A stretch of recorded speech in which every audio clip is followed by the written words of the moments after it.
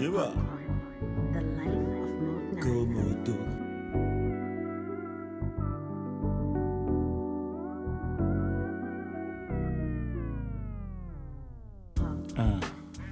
Yes, yo. Moto. All right, you're welcome to Popcorn, the life of Modenine. I was like given a choice whether I'll do some construction work because I got really good grades. BIDA, Poly, HND, building technology. I got good grades. So I could have worked at any construction company in Abuja. If I'd done construction was actually booming in Abuja. It still is, good money. But I was like, yo, follow your dream. So I said I wanted to rap. And that's where I started recording my album, finished the album, but things were happening here and there. 6 Foot Plus's album came out. Terry the Rap Man's album came out. We were the first people to have it in these little paper jackets. We were the first people to do that. Solo D traveled to France and he did that. So I was in Abuja at that time. After school, I was in Abuja. Then trying to do the SWATROOT thing, trying to record stuff for my album. We were basically just doing little shows here and there. Shot a video for It's About to Get Ugly. Shout out to Blast, rest in peace, Blast. Well, I went to Cairo, that's G-Links' studio, and we shot some parts in G-Links' basement. His basement, Orisuna Basement Studios. And then it was me, Mr. Baron, Mr. Baron. Me and Baron, we made that trip to Cairo with the cameras and everything. And then TK, shout out to TK, my barber TK. He's a really good dude. I met him through LD. He was hanging with us at that time, and then I just say, hey TK, you're gonna be in my video. All I want you to do is just say Modenine. And we filmed him doing that. Then Rule Clean didn't follow us, so we just shot Rule Clean and 6 Foot Plus. It was just chop here and there, and then we'll go to the editor. Shout out to Dickball. Dickball edited It's About to Get Ugly. I went to the guy and I told him, we're gonna edit this video. Paid him. Saludi had already dropped the budget and everything. Paid Dickball. And he started editing.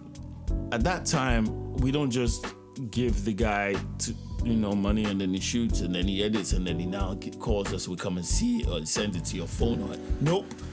We would actually sit down with the guy and say, cut this here.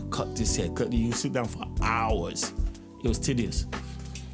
But when we finished that video and people watched it, they were like, wow. And Groovoids was a program, MBI, Groovoids. It was popping, a music program. We had people like Tipsy Dog, people like Ivory, people like Blue, people like Elfrida. They were the hosts of that show, so they gave my video a lot of airplay. They played my video a lot. Also, Emmanuel Oguli, so he too did a lot of hookups for us. He gave my video to Kenny Ogungbe. So I remember going to Lagos with 6 Foot Plus, and I think we met Kenny. And Kenny was like, yo, I like that your song. I was like, I felt he was the last person to show me that much love. That is why a lot of people wonder why at that time, why didn't Modenine diss certain people? The reason was, you see, we used to make fun of them in that at home, just joking around, making fun, but to go and do a song, to go and diss someone you don't know. I didn't know these guys, even though they say, yes, hip-hop is confrontational, you have to do this. But we were in Nigeria, people were just trying to eat. The game was wide open, man. And I just felt that in order for you to prove that you are the best, just do something epic and let the people decide. So I didn't have time to, go against any of these guys, even though we used to make jokes about them. I'm not gonna lie. But meeting Kenny showed me a lot of love. So I had nothing but love for Kenny and D1. I'm not even gonna lie. I didn't really care what people said about them. A lot of people say, oh, they did this, they did that. But Kenny played my music, and he did not ask me for nothing. He played my music on radio. He played my video on his TV show. So yeah, me and Six, we went to Ray Power. Let me tell you one funny thing that happened when we went to Ray Power radio station. Now we got there. Hey, SWATROOT boys from Abuja. We just landed. We just came out with our t-shirt, SWATROOT. Then the woman in charge of the videos at Ray Power. It wasn't Ray Power. Is it the TV station though? I've forgotten. Yeah. The woman in charge of the video, she just looked at all of us. Hey, welcome, Abuja boys, welcome. You are welcome. So we said, what do you have for us? Then we just gave her the videos.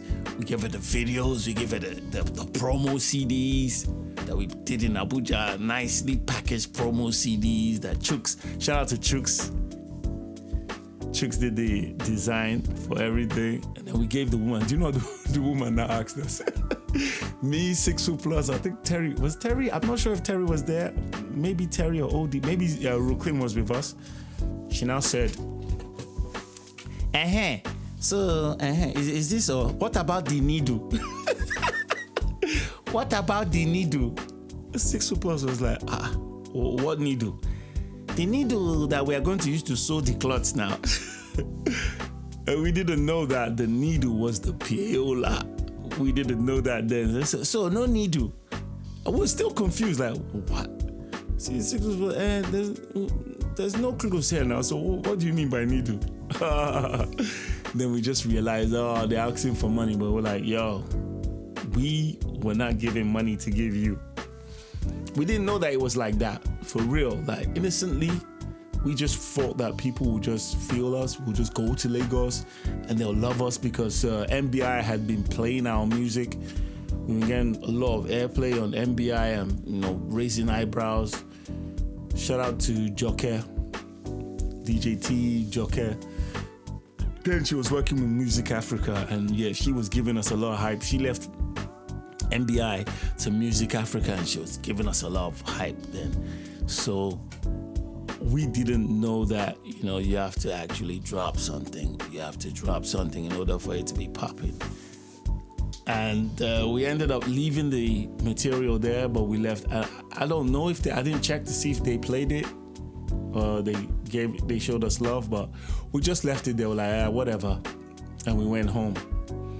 And we went back to Abuja. And that's how I knew that, yes, in order for you to get popular and popping in Lagos, you have to spend that dough. You have to drop that money. It's a big money thing. So we went back to Abuja, back to the basics, back to recording, doing different things and trying to get shows. There was a show that we went to. This show was in Minna. I schooled in BIDA, and I had gone to Minna to perform several times. While I was in school, there was a show in Minna. We went there, and they had this big auditorium. Their school was FUTMINNA. That's what Federal University of Technology, Minna. It was way better than BIDA Poly. They had a nice auditorium. It was me, Too Crucial, some of the baddest guys in BIDA, and the hottest chicks. We just jump in a bus. It's a one hour drive from BIDA. We'll go to Minna and go and perform and kill the show, and they'll be like, whoa. But, when you're going to rival people's territory, man, you might not get shown love 100%. So my first rapping partner was called Too Crucial. Patrick, he was a good guy. He taught me one very important thing about performance. He was this kind of guy that we have to rehearse and get a stage act. We have to get it right. We have to do certain things to make the crowd just go crazy, like almost like a choreography, almost, do some certain things, I was like, man, we're rappers, man. We don't need that. He was like, no. We do. We have to be different. So I remember us going to Minna to perform, and there was this beat that we rapped on, Madism, KRS-One, and what they call these guys again? All I get is Madism, Channel Live and KRS-One, Madism. We had that beat, that instrumental on the tape.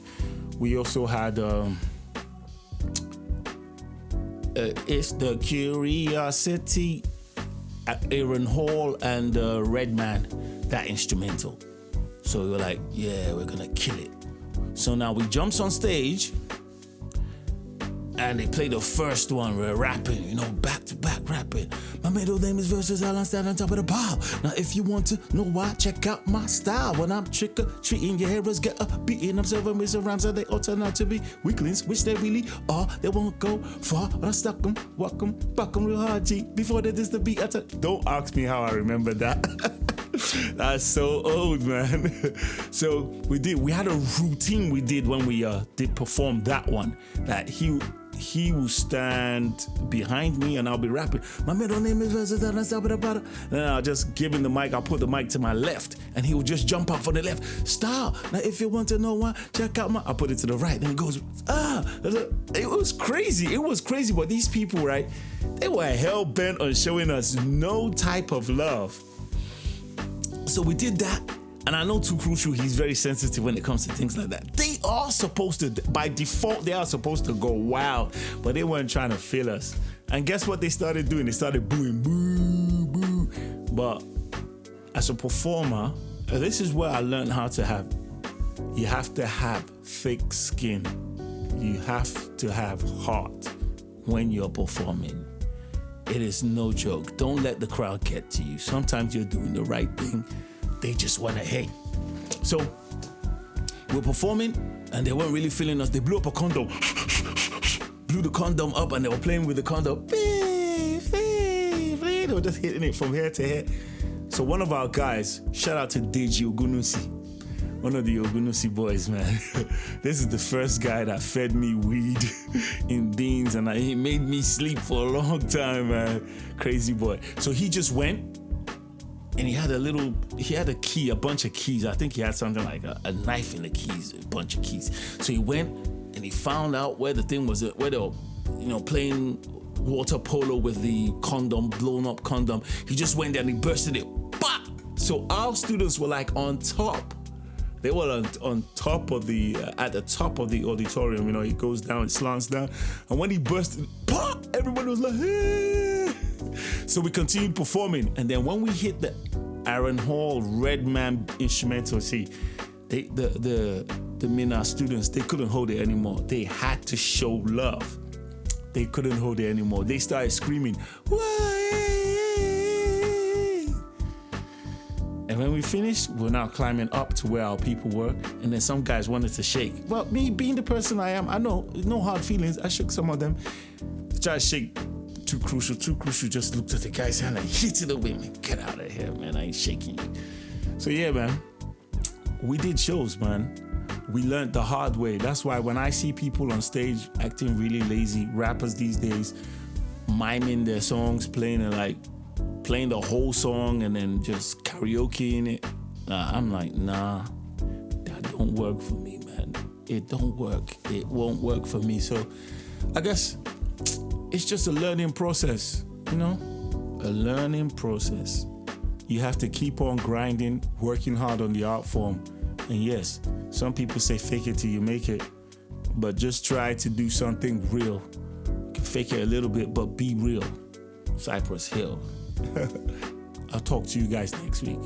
We're just trading stories. Peace.